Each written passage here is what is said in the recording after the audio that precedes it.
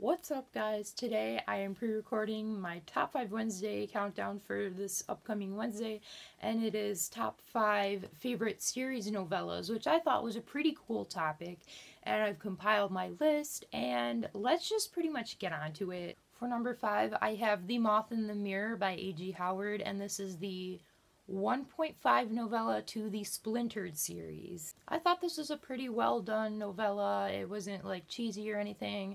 It was well written, just like the Splintered series itself, and it provided some insight into some of the scenes in Splintered that we didn't see because we were in the perspective of Alyssa, who is the main character, and we get to see some scenes from the perspectives of Jeb and Morpheus and like stuff that happened while we see Alyssa's perspective. We see some scenes from like Jeb that we didn't see before, so it was interesting. Number 4 is Brooke by Veronica Rossi, and this is the 2.5 novella to the Under the Never Sky series. I really liked this novella because it really showed some insight into Brooke's character, and it made me understand her point of view a lot more because, to be honest, I really didn't like her character when she was first introduced into the series,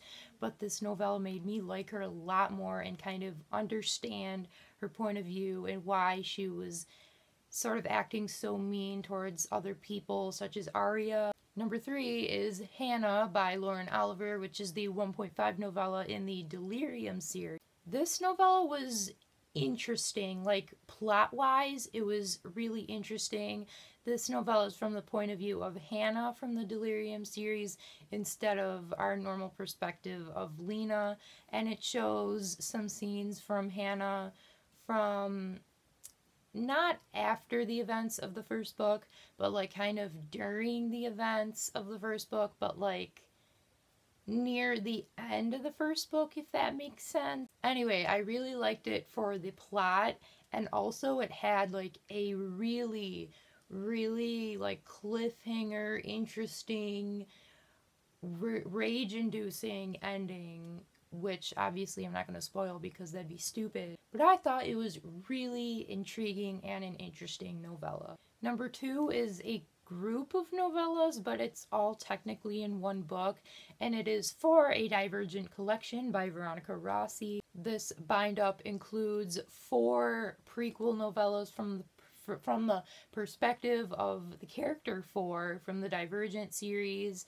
that take place before the events of the first book, that kind of go into 4's story about how he got into Dauntless and his time at Dauntless. I don't know about you, but I personally enjoyed these novellas. I really liked being in 4's head. It was way better than his perspective in Allegiant, which was basically exactly the same as Triss. I mean, he had personality here, like you could tell it was 4. Plot-wise, I think these novellas were pretty interesting, and it was just cool to learn about 4's past. And also, come on, this cover. I mean, you can't deny that it's amazing. And even on the dust jacket.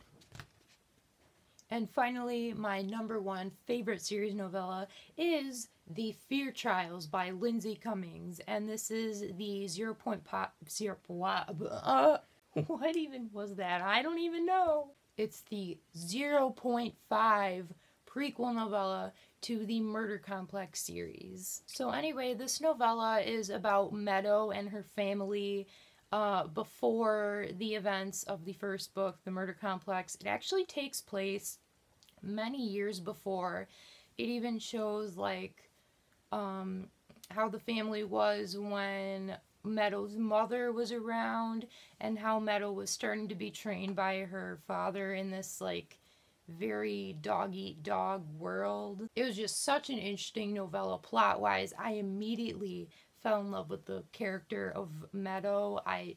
It was just such an interesting novella from beginning to end. Like, none of it was boring. So much stuff happened. I almost feel like more stuff happened in the novella than the actual novel, The Murder Complex.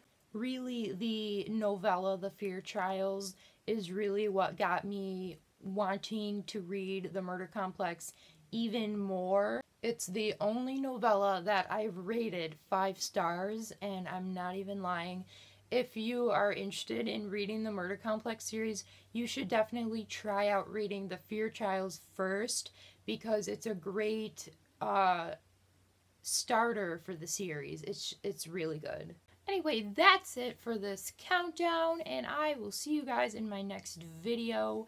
Bye!